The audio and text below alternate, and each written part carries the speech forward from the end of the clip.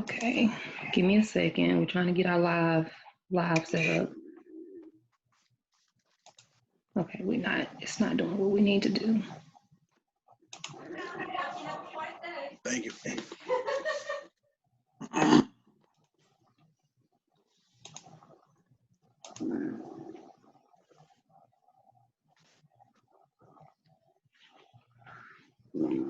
I apologize, guys. I thought it was already set up, but it timed out on me.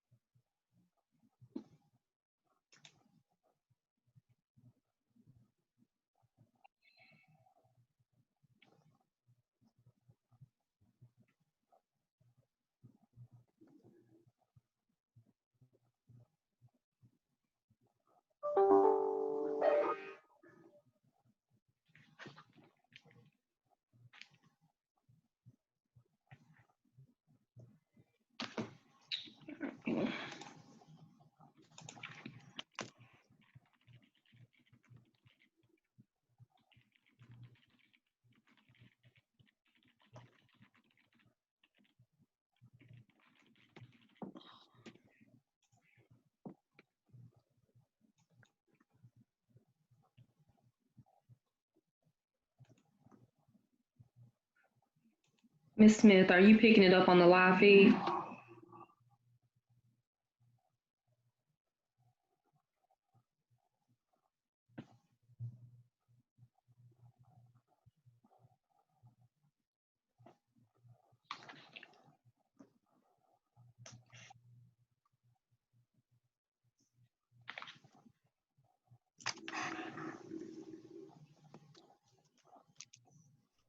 Okay, it's picked up. I'm able to see it. Okay.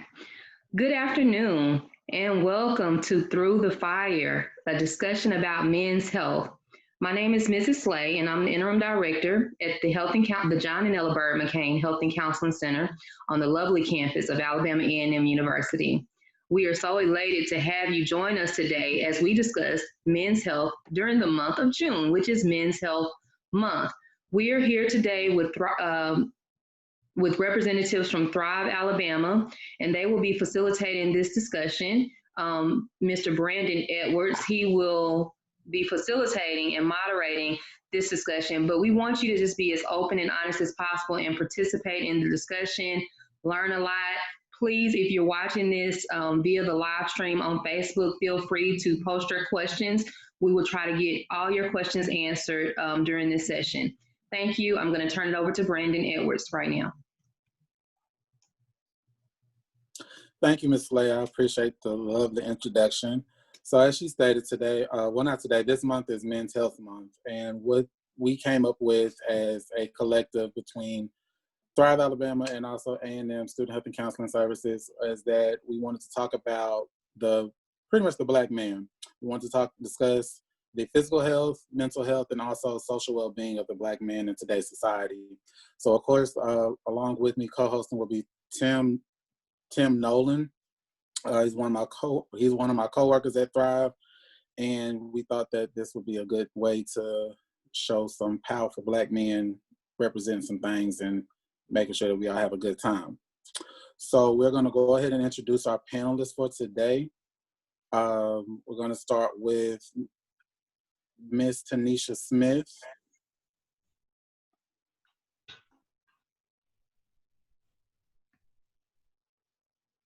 All right, hi, I'm Tim Nolan. Once again, Vice Brandon Minch. I am a co-worker with him at Thrive Alabama. We are community outreach specialists. I have the pleasure of introducing Ms. Smith today. Ms. Smith is a native of Huntsville, Alabama, with 18 years of experience working in the mental health profession. She is currently the crisis counselor for Alabama A&M Health and Counseling Center. Ms. Smith is passionate about being an advocate for all people, especially students. And it's Ms. Smith's goals to address issues regarding mental health disparities and to help individuals heal from trauma.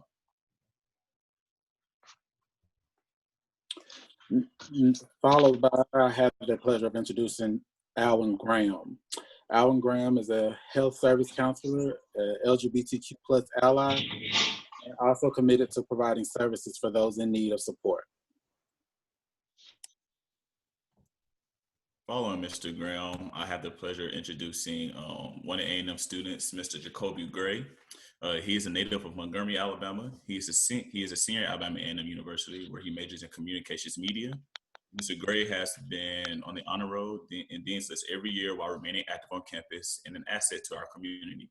Mr. Gray serves as a 2019-2020 Executive President of the Student Government Association, a member of the University Choir, and a proud member of the Delta Gamma chapter of Alpha Phi Alpha Fraternity Incorporated.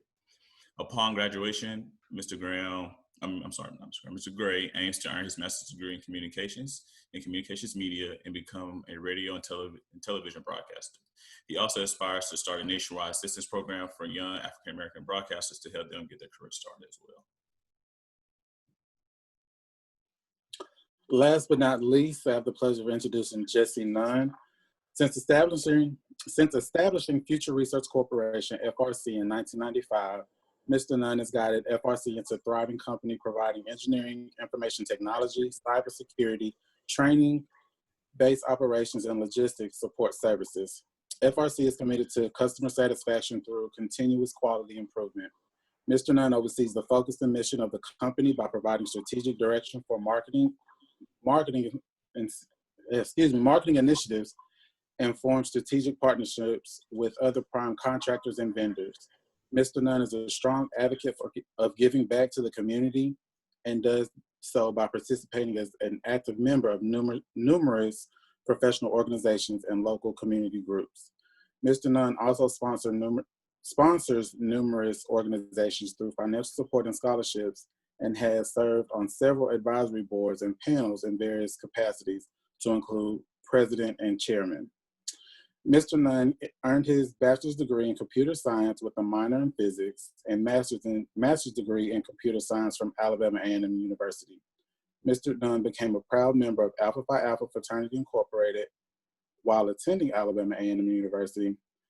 Mr. Nunn has been married for 32 going on 33 years to the lovely, beautiful, intelligent, well-driven, strong woman, Miss Pastina Nunn, and has two wonderful, beautiful children, Alec and Alexa. That's my uncle, by the way, so that's why I had to embellish on my family. So that concludes our panel for the day, and we're just gonna go ahead and jump right into asking questions to everybody to get this thing going.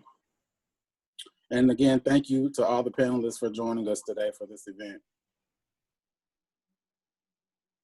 All right, so first question. We'll just go ahead and ask this to the men, to the gentlemen on the panel. How often do you go to the doctor, and when you go, are you going for a routine checkup, or is it something where you're lying on your deathbed? I guess, can you hear me? Yes, sir. I just believe that you should go at least once a year for your annual checkup.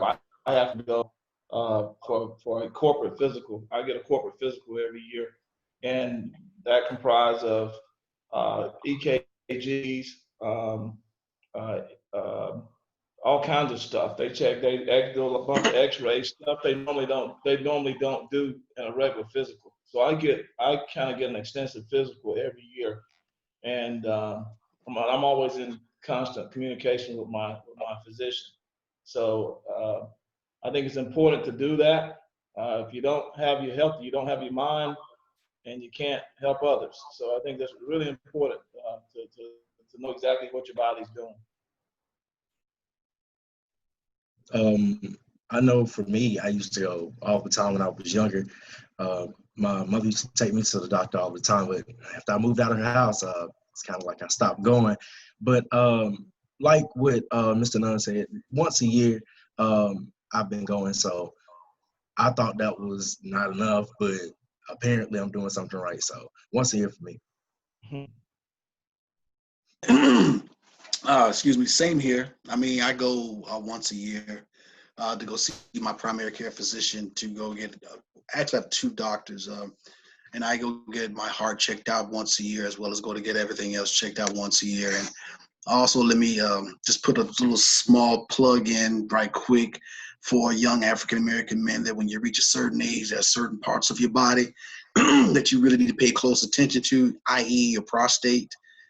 So when you get into a certain age, as well as your colon, I would strongly encourage you to start looking into stuff like that and not get caught up into the stigma of the actual examination itself, but be more leery and more aware of your health itself, because that the prostate cancer as well as colon cancer is a major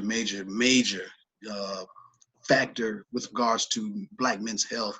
So when you get a certain age, such as myself, I'm 49 years old, and with me being 49, it's very important that you be aware of your health, because you don't want to find out, just all of a sudden go to the doctor one day and you make the executive decision to go, and then the doctor tells you have XYZ going on with you, and it could have been prevented years ago. So I just want to throw that out there as well. Yeah, I agree with you. I'm 50. I'll be 55 next month. But I went just to go get one of my friends. He's actually my one of my doctors, and he did my colonoscopy. And I went early because my friend went, and he he said he read something where black men, because it's so prevalent in blacks, that Black men should go in their mid 40s. So I went I think I was 47 when I went. And they said most people say wait till you're 50. Well, I went at 47 and I had a polyp, and the doctor told me if I had waited till I was 50, we may have a different conversation. So for Black men, you need to think about you need to do things a little earlier than what because all the specs they put out, most of it for white men and white women. So just a little bit of information that'll keep in your mind. Kind of to elaborate on that, I'm gonna ask a follow-up question behind it, really directed towards you, Mr. Graham and Mr. Nunn. I know me as a young African American man, my parents did a good job of getting me into care early, and I continue to this day. I still go to the doctor once a year. For both of you, is that something that your parents did, or did you just make a decision one day, like, hey, I need to start going to get regular checkups? And if so, about what age did you start that? When you play sports, you have to get checked, once a year before you can start playing. But my mom was big on making sure you stayed healthy. My appendix burst when I was a teenager, so that scared me. So I didn't know what was going on. So that kind of made me pay more attention to it, because age, just like this coronavirus, it doesn't know anything about politics or age. It's just trying to find a host, and that's how these things work. So, yeah. I have to be very open with you when I answer this question. When I was younger, I cared more about my teeth than I did my health. I mean, I visited my dentist more than I visited my doctor. And I feel compelled to be open with you and honest. I guess it's Black men's health. I was diagnosed with a condition back in 2005 called sarcoidosis. And for those of you who don't know what it is, it's an upper respiratory ailment. It's actually Bernie Mac had it, and Floyd Mayweather's father has it, and Bill Russell has it as well. And it's very common amongst African Americans as well as Asian Americans. And that was my trigger. To be straight up with you, that was my trigger moment right there. I was going in for something completely and totally different, and it just so happened my cardiologist caught it.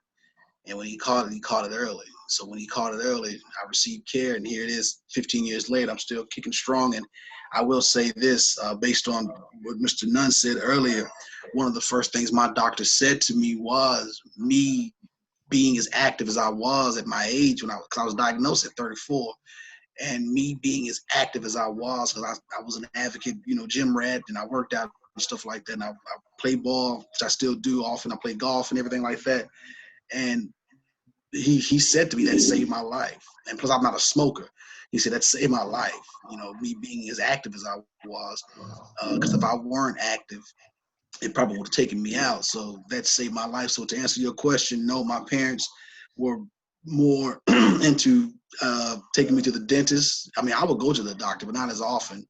But it was more of a dentist thing, and then it took a diagnosis for me to be more conscientious about my health.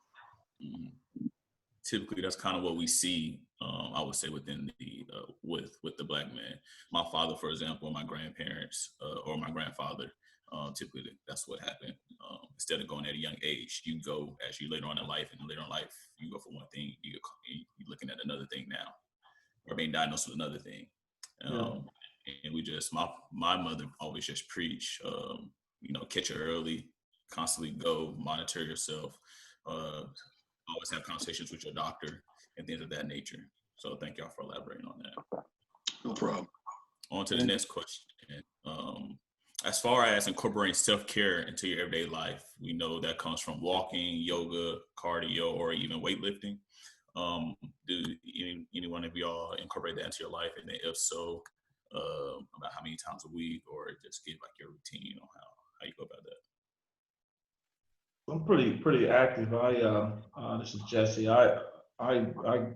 Well, before COVID, I was at the gym, 3-4 times a week, and running on the elliptical and the treadmill. I have bad knees now, so I can't really run outside. But as long as you got cardio going and you watch what you eat.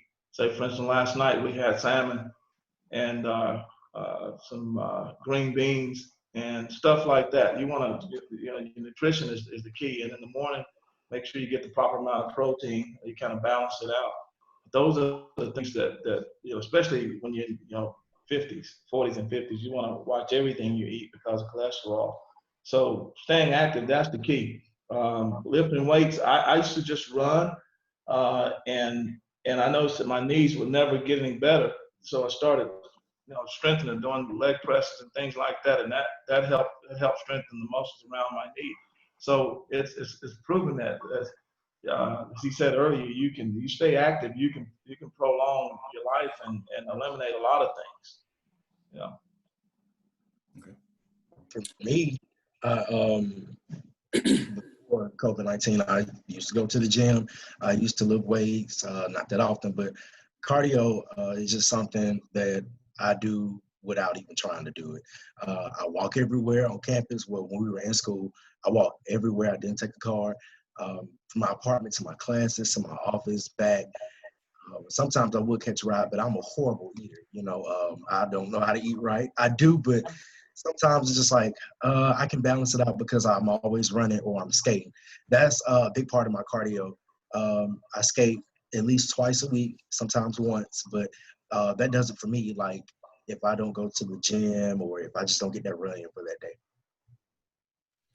To kind of piggyback, Ms. Smith, with you being a mental health specialist, what are some other ways that young or old men actually can do self-care outside of, going to the gym and lifting weights?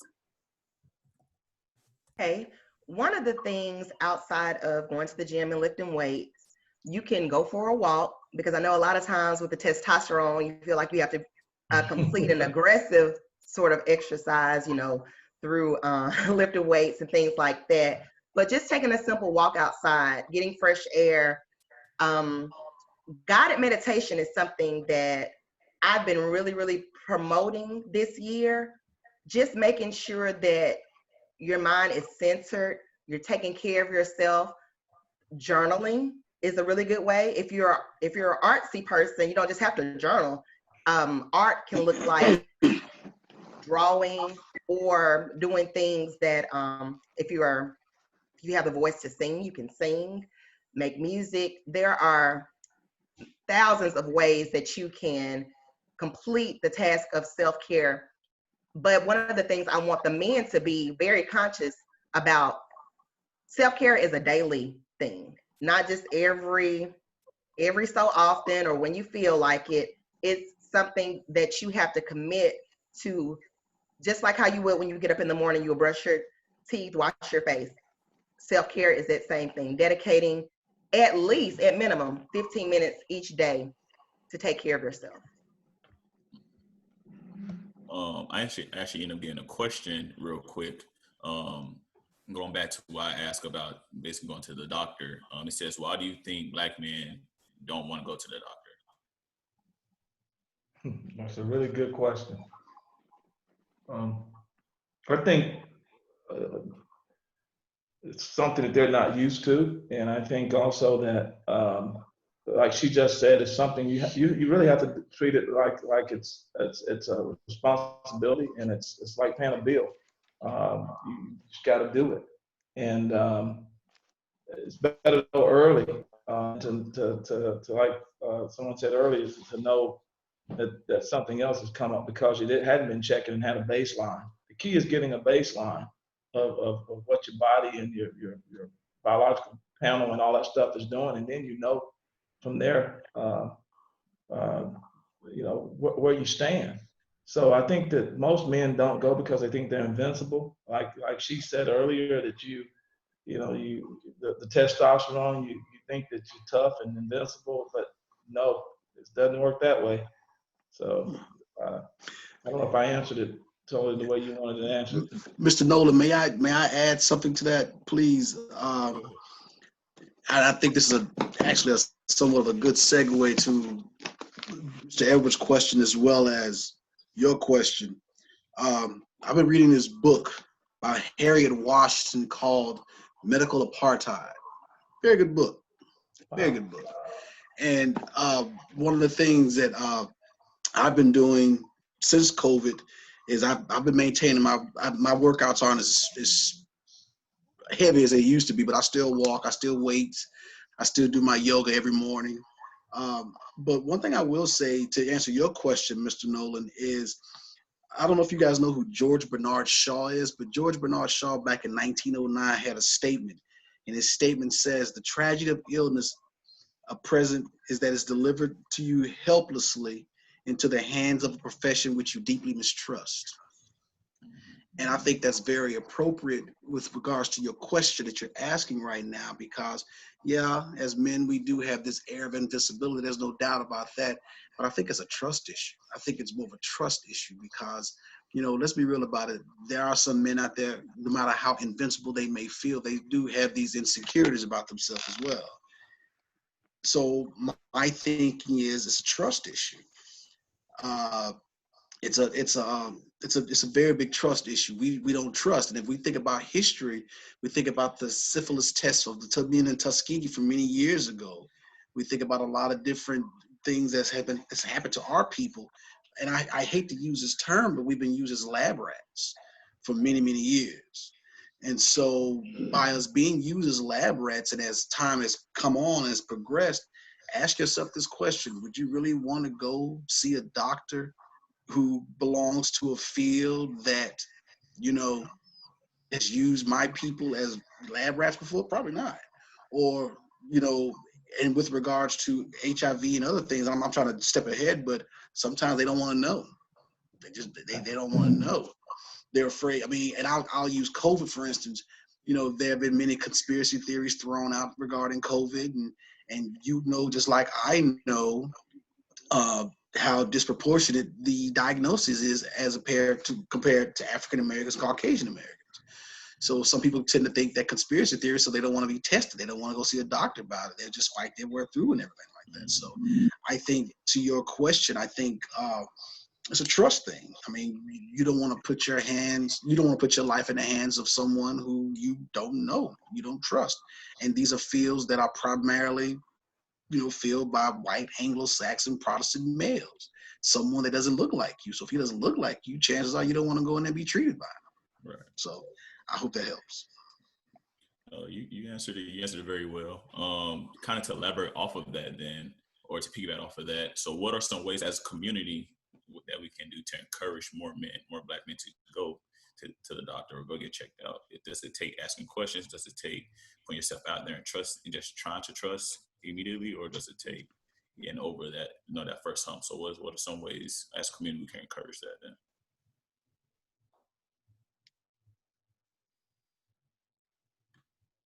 One of the things I would like to suggest to the men is the same way, now with the push for making sure everyone votes and having a buddy system. Like, bringing people with you to the polls. Why not do the same with your friends going to the doctor? Because I know sometimes it's harder for you all, and I empathize with you all.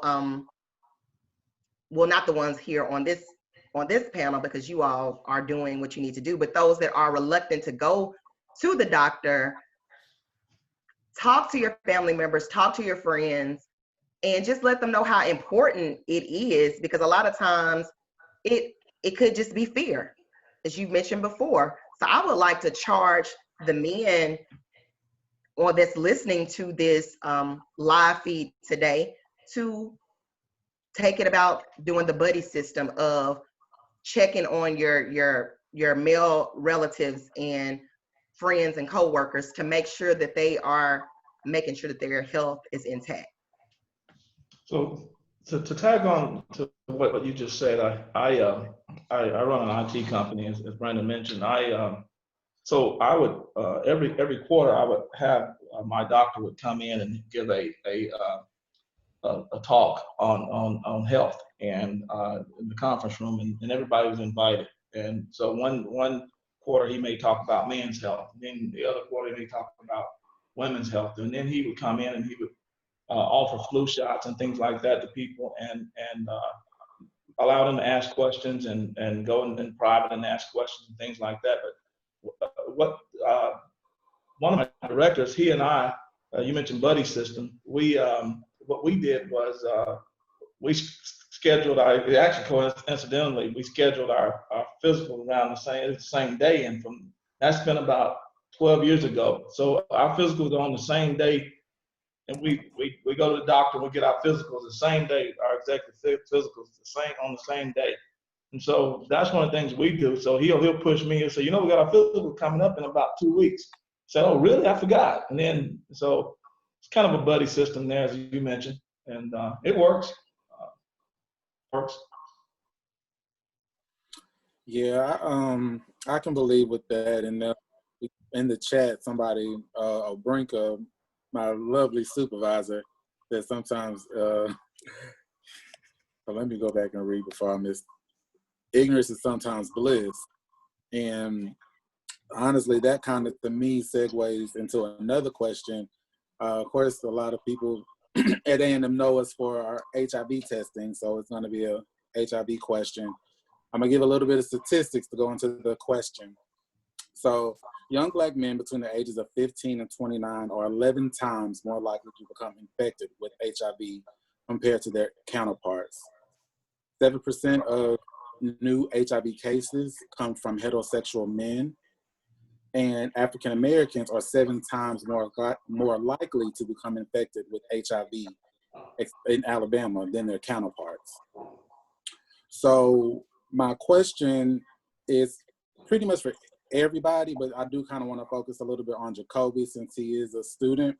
Why is it when you see this not pointing you out, saying you specifically, but when we're testing, and then of course we come across a young African-American male, and it's like, hey, do y'all want to get tested? It's always a, nah, bro, I'm good. Or just a flat out no, and it's like they're passing by as if they're invincible to HIV. I wouldn't say that, they think they're invincible to it. Going back to the previous conversation, the previous topic, fear. Some people are scared that they might have it, so they just don't want to know. Some people might not practice safe sex, and they know that, and they probably know something's wrong. They just don't want to accept the fact that something is wrong. Like I said, to me, it's kind of like a maturity thing in a sense. Mm-hmm. You should know that if you're doing something, or if you feel like something is wrong, to go get checked. And some people some young men just don't do that. And I know I get tested, especially when you all come to campus, because it's like, why not? They're here, they're putting their time to be here. That's the least you can do, know your status. So I just don't think that they think they're invincible. Like I said before, some of them might be just scared. They just don't want to accept that because it's such a negative, negative thing around that. And it's like, you know, some people feel like, oh, well, I could possibly die. And, you know, they probably just don't want to feel like, well, if I die, it'll be from this or it'll be from that. So fear is what it all comes down to. Okay. Does anybody else want to chime in? Okay. So even with that being said, because it's been statistically shown and that when it comes to anybody that is living with HIV, they can outlive somebody who, for example, smokes cigarettes. I went to A&M. I know what goes on the campus a little bit. Not saying personally, since I got family on here, but also it's just one of those things. I know that things take place, and it's, you know, with being diagnosed, like if you are diagnosed with HIV, you know, you go to the doctor. So it's statistically shown that people can have HIV and actually have a long lifespan compared to the taboo of you're diagnosed, next thing you know, you're 6 feet under. So, you know, just for a little education for everybody on that part. So next, we're going to just jump right on to another question. Does anybody on the panel, have they ever seen a therapist at all in any type of way? I have. And with you, how was your experience with that? It was new. I think that's the appropriate term to use. It was new. It was new. I mean, it was nothing like you watch on television. It was nothing like you heard in the African American home. It was nothing like you heard in the barbershop. It was nothing like that. It was a completely new experience for me, especially considering the fact that my therapist was actually a Caucasian female. And Wow. so, yeah. So it was a good experience for me. When I was pursuing my master's degree, my first one, we had to we had to go to therapy before we could graduate. We had to go. It was required. And so I was like, well, you know what? My master's, I don't need one. But I went anyway. I reluctantly went, and it was a good experience. It was a very good experience for me. I was able to get a lot of things off my chest and resolve a lot of things that was going on in my life at the time. And it was, I mean, I encourage everyone to do it. I would encourage anyone. But one thing I will say is this, though. I would encourage you to research your therapist before going. I was blessed, you know, because my therapist was good. But, you know, not every therapist has your best interest at heart. And I just be real about it, you know. And so I would strongly encourage you to do some research in your therapist before you go see them and figure out exactly what you're getting into. And the reason why I say this is because I'm going to be open with you. I had a friend of mine that reached out to me about 2 weeks ago and said he was dealing with some anxiety issues. And, you know, he was talking to me and he said, you know, no disrespect to you, Al, but I don't want to go see you because you're my boy, but I do want to go see a therapist. I said, okay, I mean, it's fine.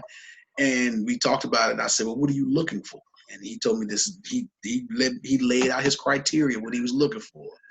And I said, okay, so I would highly suggest you look in a therapist directory. I pointed to a therapist directory. And I said, you look and see, you know, whatever. And I also said to him, I said, you know what? Don't be afraid to get someone that looks like you.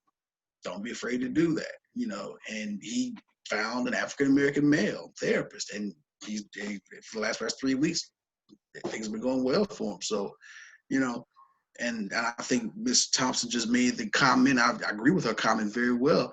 If you are not a good fit with a therapist, don't be afraid to seek another one. There's nothing wrong with that. I mean, if our feelings get hurt because someone decided to go see someone else, maybe we need to seek some professional development. This is what I say. So, Ms. Smith, why do you think that the Black man is afraid to go seek therapy or mental mental services? I think being programmed from childhood that as a boy, you're not supposed to cry, suck it up, don't express your feelings or emotion. Those thoughts are just embedded in a lot of our Black men. So when they become adults, they don't understand how to process those emotions. And they will look at seeking a therapist as being weak. No, as Dr. Graham said, everyone could benefit from seeing a therapist. So I think it's how the community has programmed not just the Black man, but just sometimes Black people in general that, oh, you don't do that, just pray about it. And that's not necessarily helpful for someone that's struggling, especially with severe depression, anxiety, and just a whole lot of other disorders. So I think it's programmed as a child. And I've had to catch myself raising a young Black man and not showing biases between him and my daughter. If he has things he wants to express, I tell him, my door is open. If you want to cry about something, mommy won't look at you as you're being weak. So I think we as mothers and fathers have to love and nurture our children from childhood and to let them know that it's okay to talk about how they feel.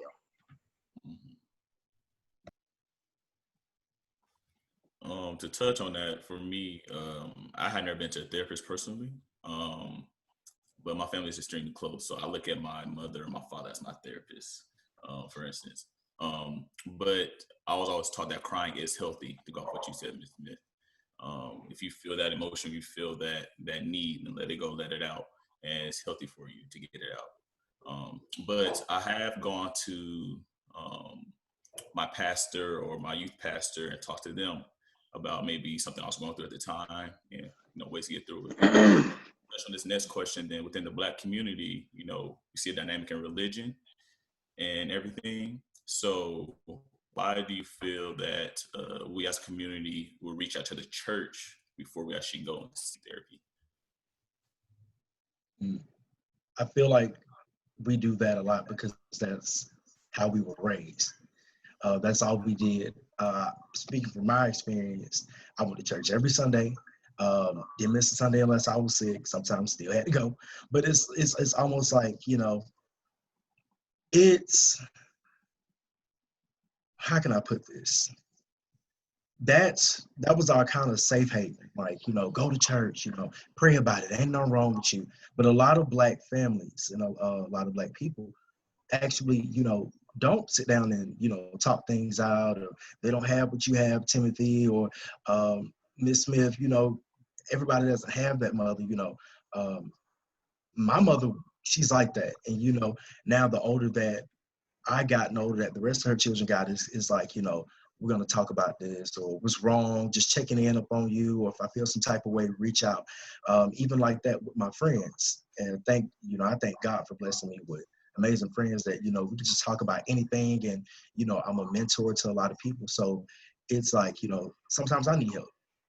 And, everybody was told growing up, a lot of Black men were told, not to cry, not to cry. I was going to cry anyway. You couldn't stop me from crying because I knew it was something like, if I got to get it out, I got to get it out. If I got to express my feelings and talk about how I feel, that's necessary. You can't let things be bottled up, and we have to get away from things that we're used to if it's not healthy for us, if it's not benefiting us. I agree. So to everybody on the panel and even the viewers, how important is your mental health to you and your family?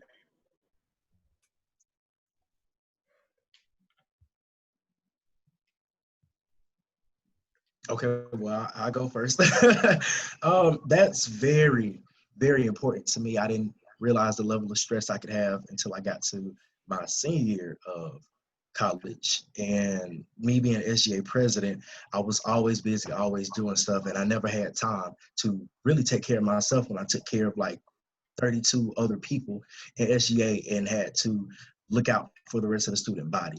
I never really had time. Over the past, couple of years since my senior year of high school, I've been losing friends that were very close to me, even up to this school year. So it's like when things slowed down for me, I started to think about everything. A lot started coming down on me, and I was just going through a lot a couple of months ago. And it's like that isn't good, because it's now, I'm glad I went through it to face the reality of what I was actually going through. But it's like, it's not, like I said before, it's not good to bottle up your emotions, and some things you have to let out. But yeah, it's very important to me. Like if I feel some type of way, if I need some time with my family or something, I just let them know, hey, I'm going outside. I need like 15 minutes. I need a break. I'm just not feeling good today. We can try it again later on. Communication is key, and that's very, very, very important. And we don't have a lot of that today, but I'm glad what I'm seeing with youth from this generation. Right, Ms. Thompson, communication does cut down on frustration. Mental health is very important. And, for the numerous mental health events that we have at school, I didn't see that growing up. So I'm just thankful that people are actually talking about it and it's being normalized. Thank you, Jacoby. For myself, I would just touch on me for a minute. Like I said earlier, I mentioned that my family, we are a very close-knit family. But I was in high school. We went through a very hard time going through my senior year of high school, to where we had a family member constantly in the hospital, trying to figure out what's going on with them. And for me, that was the first time I ever felt really stressed, to the point where I was in the middle of my basketball season. At this time, I'm getting offers, trying to figure out where to go. At the same time, I'm worried about my younger sibling in the hospital. At the same time, I'm trying to take my exams for school and everything of that nature. So for me at that time, my senior high school, I had a lot come down on me for the first time in my life. And although I could always go and talk to my parents about it, they're dealing with the same exact thing I'm dealing with at the time with my younger sister. So for me, as you mentioned, Jacoby, communication is key. Communication is healthy. That was the first time I looked at, or somebody other than my family has came and talked to me, make sure I was okay. And that those people were my basketball coaches. They do not look like me. They do not live the same lifestyle we live and things of that nature, but they just took the time out of their day to make sure I was okay, because they knew I was going through at that time. And that just got me to the point where I was confident enough to open up to them, and as well as getting through this time with my family as well, to a point where I was getting myself focused back on track and everything I was going through. So just to touch on what you said, Jacoby, communication is key for every family or every person to go through. It's okay to open up to people. It's okay to reach out if need be to anyone you feel that's close enough to you, that's other than your family. But on to the next question. We have seen on social media lately, or everything that's going on through the rioting or police brutality or COVID-19 and things of that nature. But I've seen a post on social media of Martin Luther King Jr. with the caption, "Looted nothing, burned nothing, and attacked on one, and changed the world." When saying that now, how does that make you feel?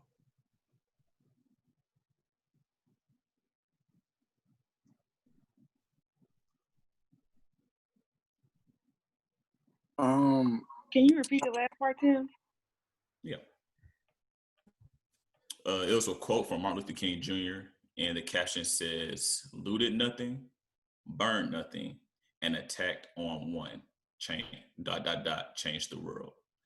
So basically, after that quote, and knowing what he did, and then seeing what we're going through today, how does that make anyone of you feel? So actually, I apologize. It was a typo. So it was looted nothing, burned nothing, and attacked no one. Sorry about that, Tim. And it said change the world. Now, for me, it kind of hit home a little bit, just because of what we see going on, and people have difference of opinions of the looting and the rioting compared to just a peaceful protest.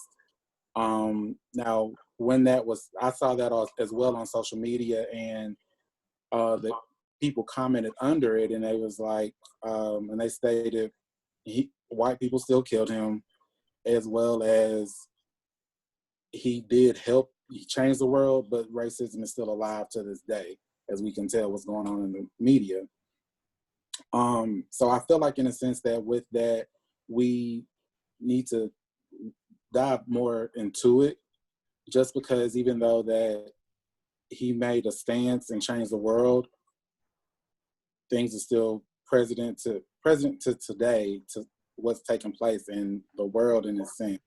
Like, we're still being beaten up, still being shot and killed in the street, suffocating to death. So a selfish side of me wants to say what actually did change. I think you bring up a really good point, and I think it goes back to like our educational system, because we have February as like Black History Month, and so our educational system allows us to look at only certain Black figures in the community, and like you have Martin Luther King, you have Rosa Parks, and most of the time that's pretty like those are the top two, and they only show you the peaceful, the docile versions of these people. But Martin Luther King was a very radical man. Like, you sit here and look at what he did in that time to literally stand up, to come out, to be a martyr for his community, to assist, because he wasn't the only one working to have the March on Washington and to start the bus boycotts in Montgomery and in Birmingham. But then now, like you said, the society or community, killed him, assassinated him, and now they use him as like, oh, we have Martin Luther King Day, we love Martin Luther King, and it's just like, do you even understand everything that he stood for? And then you see these quotes, and then they're kind of like taken out of context, because Martin Luther King understood that, if a child doesn't feel the warmth of a village, they'll feel the warmth when they burn it down as an adult, while they're trying to find understanding, while they're trying to find commonality, some type of just a sense of being welcomed and being understood. So it's like when you hear him say like, no, like he didn't riot, he didn't loot, he didn't do all these things. He did so much more, and he understood why the people riot, why the people loot. And then to present day, they're saying, oh, Black Lives Matter, and there's been rioting, there's been looting. The people that have been looting and have been rioting don't look like the people that are doing the peaceful protests. So it's a totally different group of people. However, we still have to be very aware of media and how media will twist stories and how they'll make it look like one side versus another, which is basically what they're doing to Martin Luther King, with sharing all these quotes. But when he was alive, you were tapping his phone, people were following him, like you had a target on his back because he was sitting here trying to liberate a people.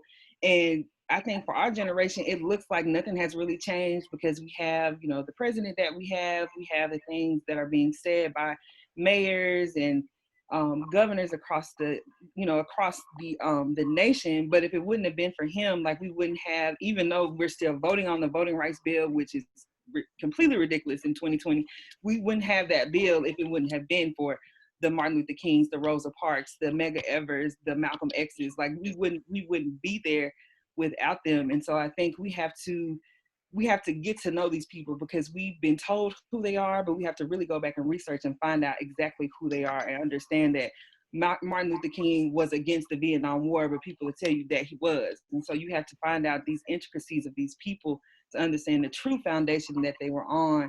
And I think that will help us as a generation to see where they were at and continue to lay bricks on that foundation to make changes for the future. So that's what that quote meant to me. Yeah, I agree. I think the big thing is they want you to be distracted.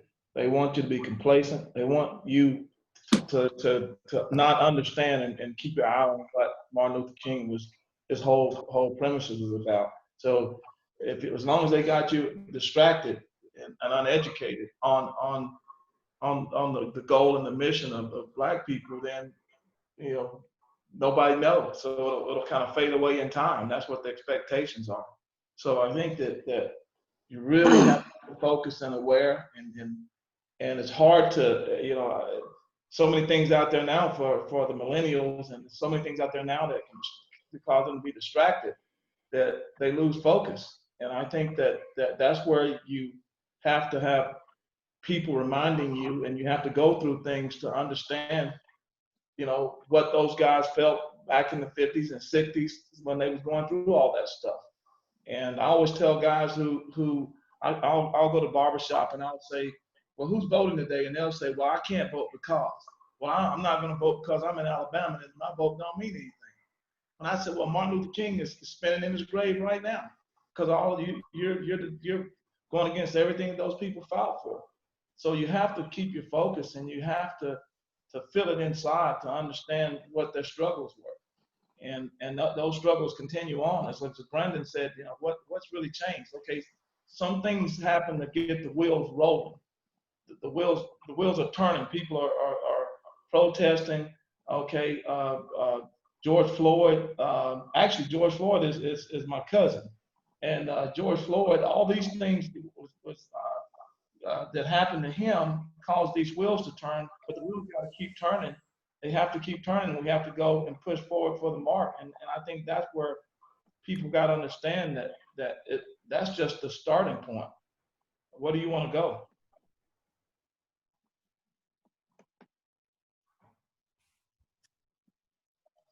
Good points, y'all. Good points. So what are ways that we can improve the system for minorities? I know we said, of course, voting being pretty much priority. What are some other ways that we can improve the system? I feel like we can only do so much and the same thing will keep happening. And it's sad to say that, but history repeats itself, and not in all cases, but if we want that to change, my opinion is that, we need more people, we need more minorities running for these positions. We need more minorities, getting these jobs and doing everything that we need to do to change the narrative of that. It's a shift happening right now. As you can see, that's why everybody's protesting, because everyone's tired. And when they bring up Martin Luther King and they bring up people in the past, it's like, okay, but they did this, so we wouldn't have to go through this. And the fact that we're still going through it is frustrating, so we have to make a change now. But I feel like that's what we need to see. Everybody needs to get involved, be educated, if you didn't learn it back then, now's the perfect time to learn. Like, I didn't know there were 16 Cleopatras. I knew nothing about Mansa Musa when I was growing up. But there's only so much in a history book that the educational system wants you to see. Me being from Montgomery, I had those type of teachers. It was like, yeah, we can learn this for a test, but let me tell you about the KKK and how they're still here. And let me tell you about this and let me tell you about that. So I say education goes a long way, but at the same time, we have to have that get up about us to make the change. I think very well said. Dr. Graham and I, we met last week and had a very productive meeting. I think one of the things that is always ignored is the people that have the seat at the table. It's going to take people that have a seat at the table that do not look like us to understand the importance of what Black people bring to America.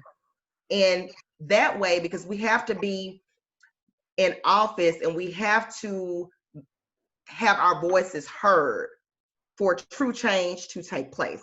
They have to also, it can't just be everyone that is Black. It's going to take white people. It's going to take people that that hold the keys to our educational system, our government. So I think that that's one of the things that you can definitely be pro-Black, but understand, okay, the world is for all people. We have to coexist together. So therefore, we have to get to a point where those that are in leadership, they have the best interests of all people. Because it's quite disturbing that in 2020 that we have someone that's the commander-in-chief that doesn't have the best interests of all individuals. And I won't go and get on my political soapbox at all today, but you have to ensure that individuals that hold key positions in all things have the best interest at heart for every human being.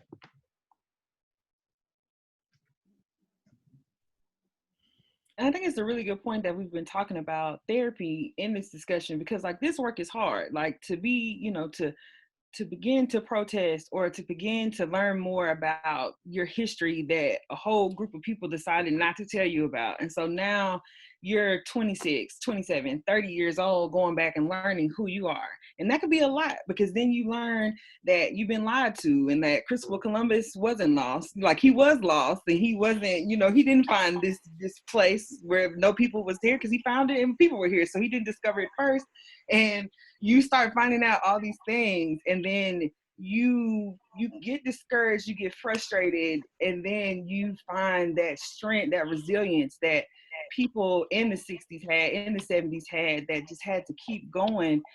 But at the same time, when you get tired, don't be ashamed to be tired. Find your therapist, find your support group that can, when you're down, okay, you can sit down and somebody can step back up. And then when they need to sit down, then somebody else can step back up, to keep that momentum, so that, like we're saying, that history won't continue to repeat itself.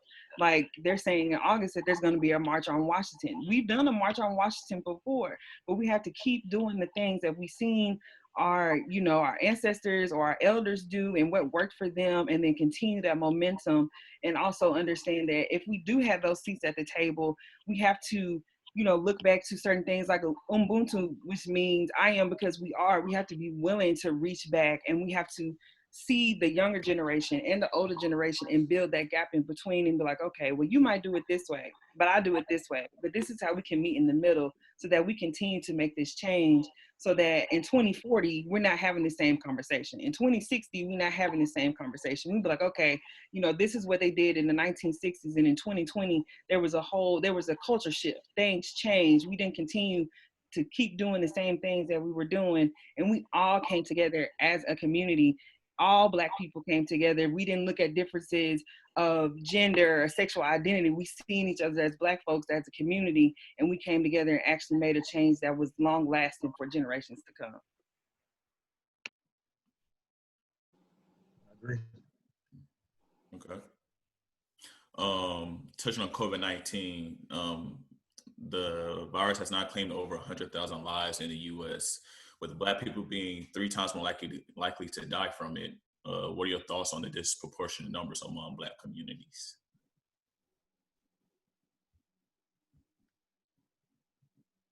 I think got to look at demographics and look at location where people and Blacks are. A lot of times in the inner cities, Blacks are working a lower paid job. They're living in more dense areas, and the healthcare and things like that. They've been deprived of quality healthcare. So a lot of those things are terms in the equation that will affect the outcome of how they're going to respond to COVID. So I think that all of that plays a role in the equation.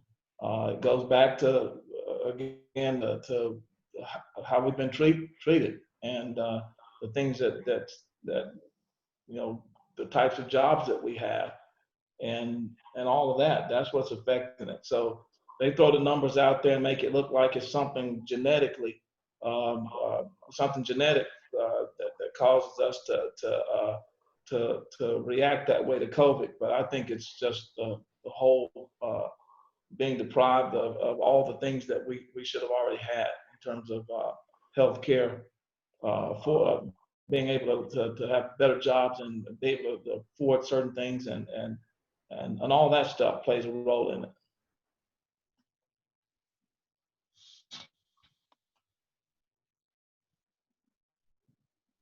Absolutely. I think it's a system issue. I think COVID-19 has really showed what a lot of people in the country didn't want to talk about, like the elephant in the room. Like, okay, we'll talk about social economic status, or we're talking about food deserts, but we won't talk about how racism is a public health issue. And it's even more apparent now because like we've been talking about this whole call, it's COVID-19, and then you still have every state in the United States of America having protests against what's going on in regards to police brutality. So that directly, causation doesn't equal correlation, but like that directly shows a very good point of how, even though we need to be in the house, we need to be protecting ourselves from this virus, racism is still existing and it's still killing more lives, and that we need to go out and protest this, this injustice. And so it goes back to those systems of systematic oppression, systematic racism, where you have Black people who are living in food deserts, who have these certain jobs where they have to work in tight quarters and multiple people, and it makes it harder for them to social distance. They don't have the ability to take off work, or they're not receiving unemployment when they fill out their applications for whatever reason. And so you see it worse, like in Chicago, the 70% of their deaths were Black people. And so it's showing that, okay, yes, this is a virus and there's not anything genetically different between these different groups of people, but there are systems that have failed this group of people. And so it shows in healthcare, because Black people are more likely to have breast cancer, prostate cancer, hypertension, and blood pressure. And so these are things that are pre-existing conditions, which make your outcomes, if you do get COVID-19, worse than other people. And so it's just something that we're seeing. And I think it's sad to say that people are finally seeing it, because it's not like it hasn't been here all this time. But I think because, you don't have quote unquote other distractions to keep you from it, to where people can see it and actually see it's an issue. And so I think with COVID-19, like, yes, we'll find a vaccine and then things will get back to this new normal. But I think that we cannot let these systems that brought us to this place continue to go on. Like Jacoby said, we have to make a change. Like, we can't just let history continue to repeat itself. Absolutely. So in the news recently, we've seen that we're dealing with two pandemics, of course, one being COVID-19 and the other being racism and systematic racism. So my question is, how are you all dealing with what's taking place? And then taking it even a step further, those of you who have children, how are you explaining this to your children, especially if you have sons?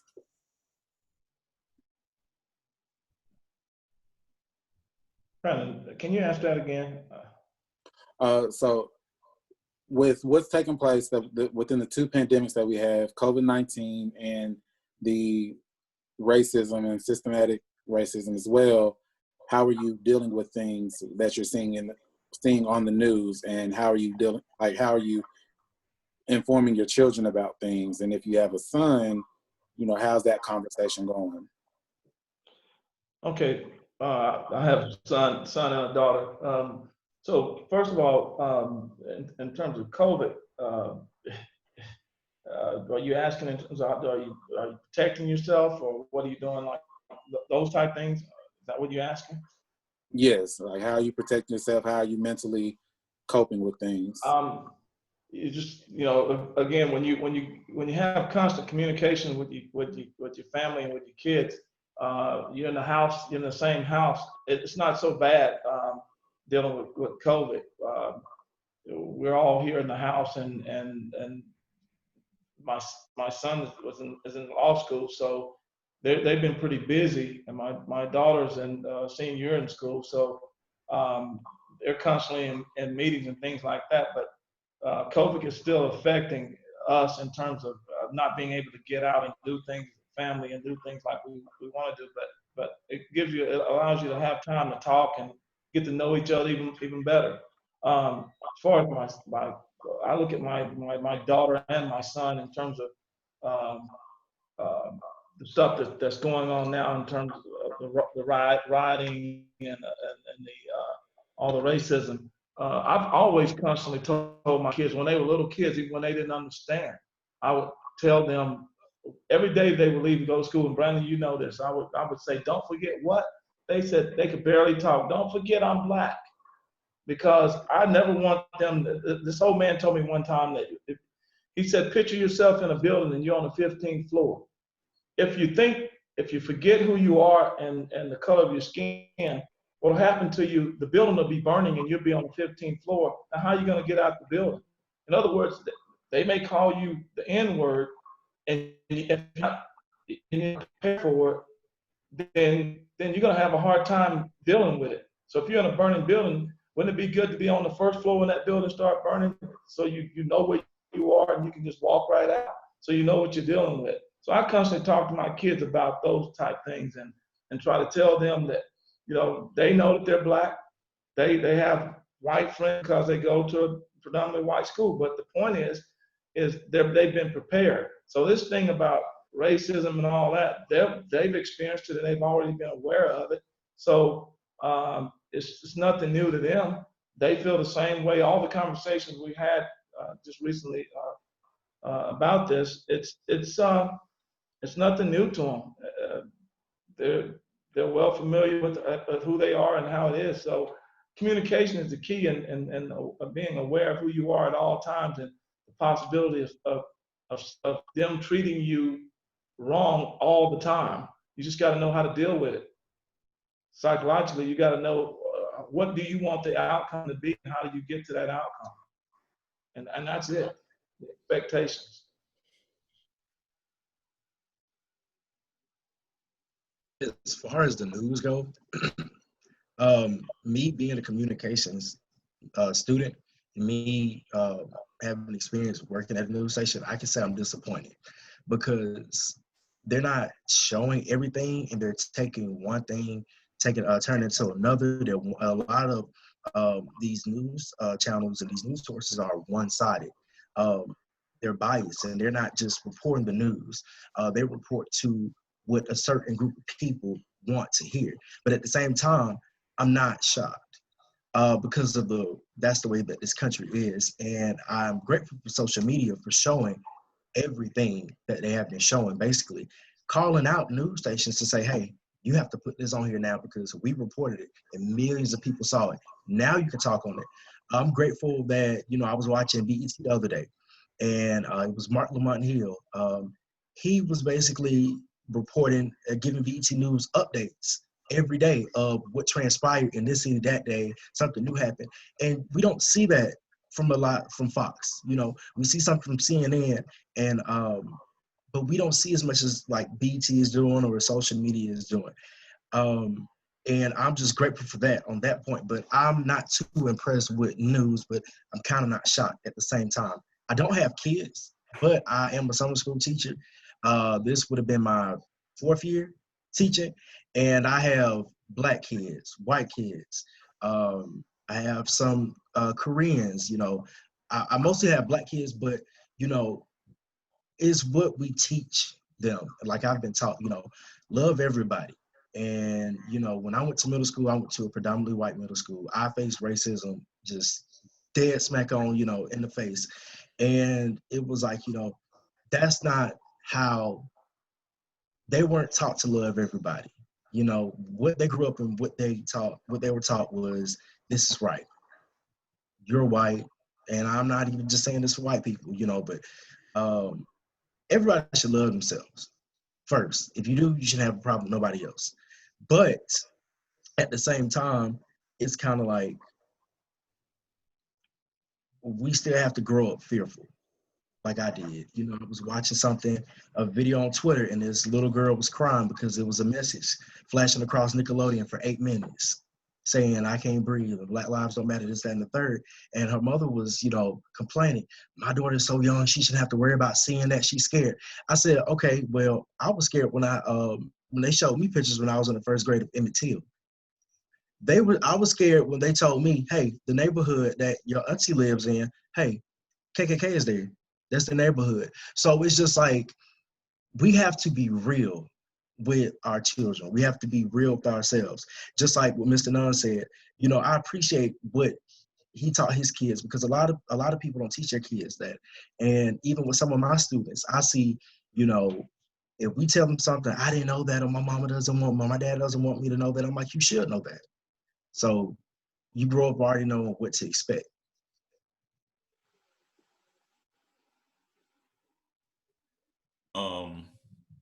So when you go about, for those of y'all who do have sons, when you go about having that conversation with your son that one day he may be stopped because of the color of his skin by the police.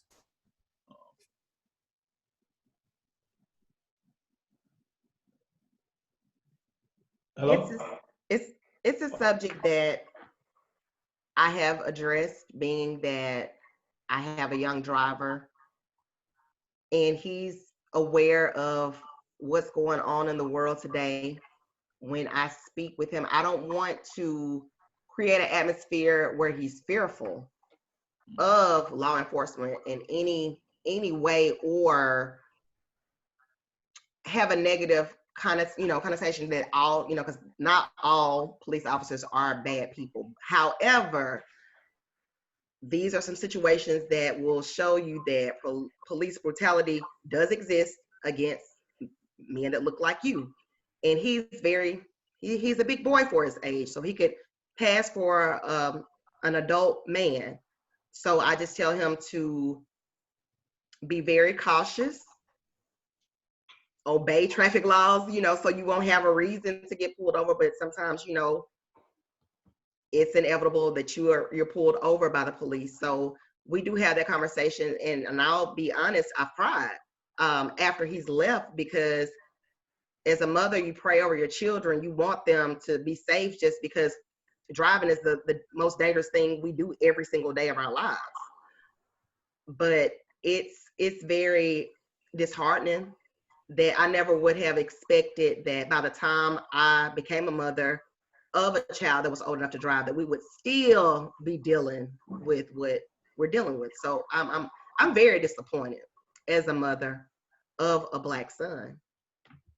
May I play devil's advocate for a split second, please?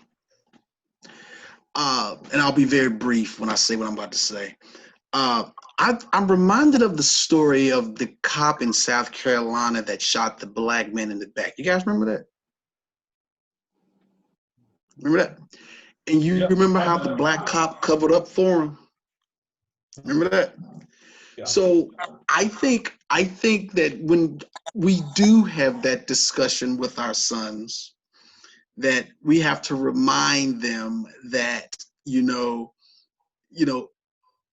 granted, the color of your skin may attract problems, but you don't know the color of the person, the character of the person that's pulling you over either.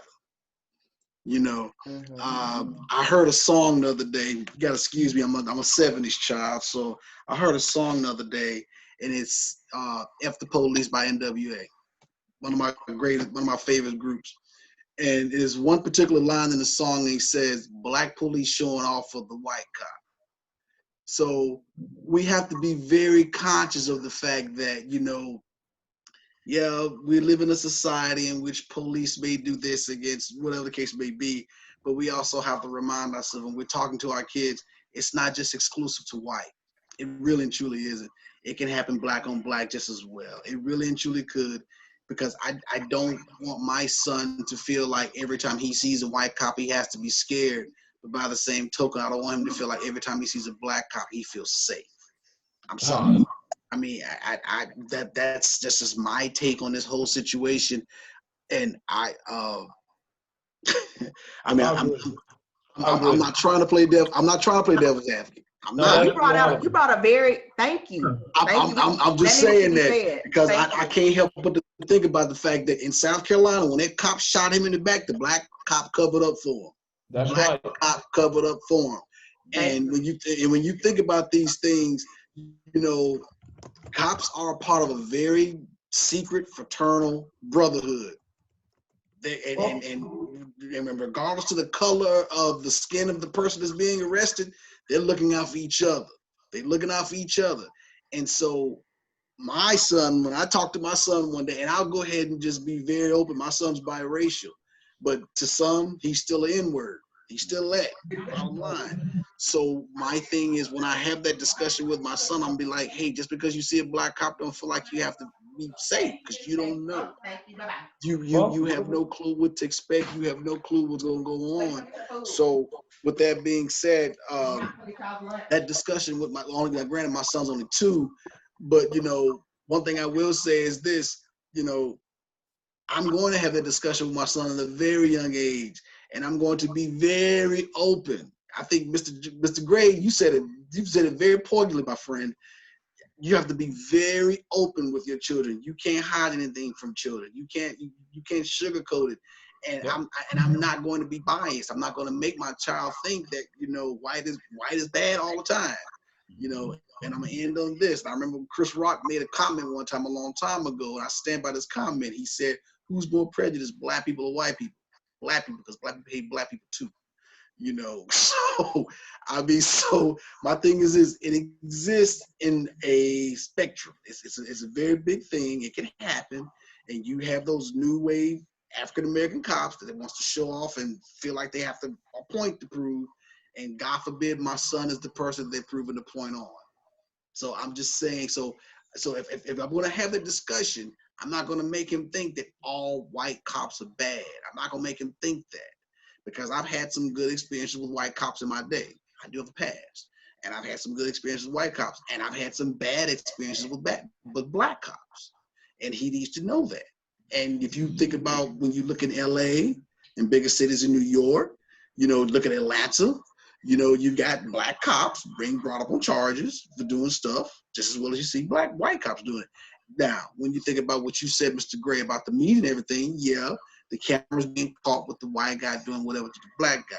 But that does not discredit the black cop from doing stuff too, because in New Orleans, right after Hurricane Katrina, there was a very big expose of cops in the New Orleans Police Department who done some very nasty things to some people, and they were black cops. So if we're going to talk about it, I mean, God rest my mother's soul, one of her favorite expressions to me was, if you're going to tell a story, tell the whole story. If you tell it, tell the whole thing. Don't tell me bits and pieces. I need to know everything. So if I walk into a situation, I know what I'm dealing with. You're going to be respectful to that cop. You're not going to be there will be no non-compliance. You put your hand on the wheel, do what you need to do. No sudden movements. Yes, sir, no, sir. You don't talk back to him. Okay, yeah, you were doing 55 into 54. That's fine. Don't argue with him. don't go back and forth, because God knows where it can lead. So, boom, I'm good on that.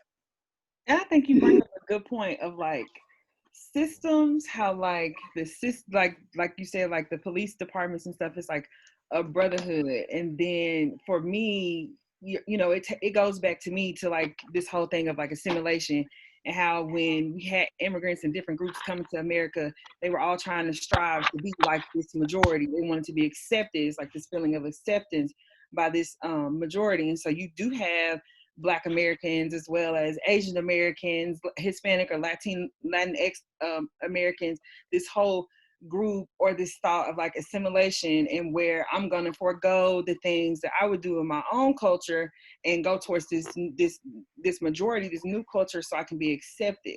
So, it's a behavior, it's like a character, like characteristics. And so you're trying to assimilate, or you're trying to express these learned behaviors so that you can be accepted by this group. And so sometimes that does come out, like those cops that were in Georgia, and they were black cops, and that they pulled those black college students out of their car and tased them. Or it does show up as an Asian American cop that was along with the other cops in the George Floyd killing, where they didn't say anything and they were compliant. And so it gives this, it makes this kind of weird space when people say people of color, because all people of color don't stand in solidarity with each other. And so you do have where, you have gangs, where you have Latin gangs against Black gangs and they don't get along. Or when you go to certain hair stores, the owners, the Asian owners in certain places, they do discriminate against Black people and all these types of people. So I think you did, you brought up a great point, that something that I learned when I was in grad school is like, all skin folk, not kinfolk. And so it's just because people look like you doesn't mean that they would be your biggest ally. And it also doesn't mean that if people don't look like you, they'll be your biggest like hater or your biggest barrier to help. So I think that, I think you bring up a really good point.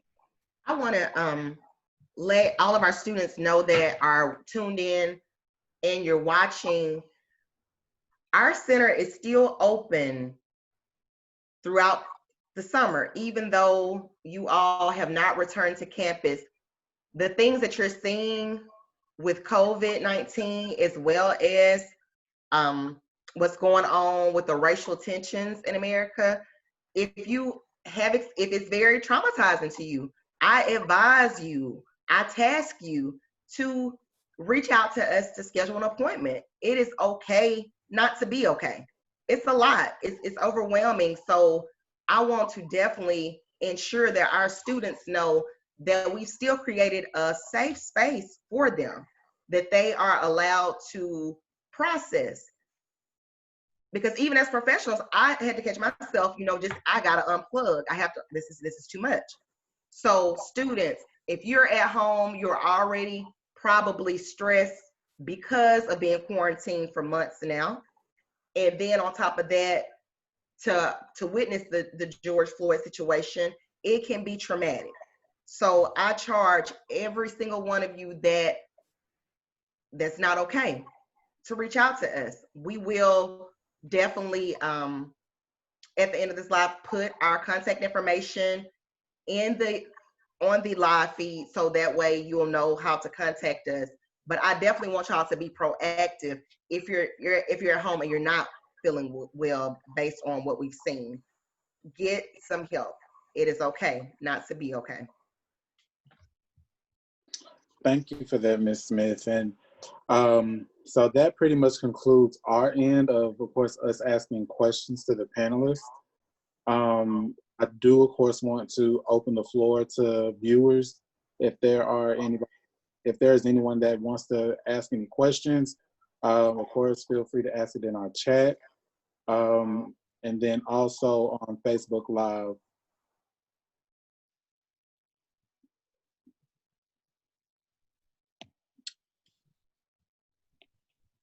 Ms. Slay, anything on the live end? No, there's nothing on the live end. Okay. And okay, if you're watching via Zoom, you can unmute yourself and ask your question compared to typing it.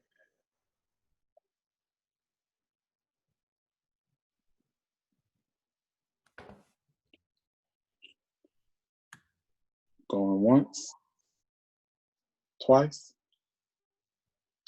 All right, well, that concludes our event for today. To the panelists, Jacoby, Dr. Graham, Uncle Jesse, Ms. Smith, I thank y'all so much for joining us today. Shout out to coworker Tim for helping me out. And shout out to Obrinka, the boss, for staying so woke. To the viewers, thank y'all for viewing, and we will see y'all next time. Thank you.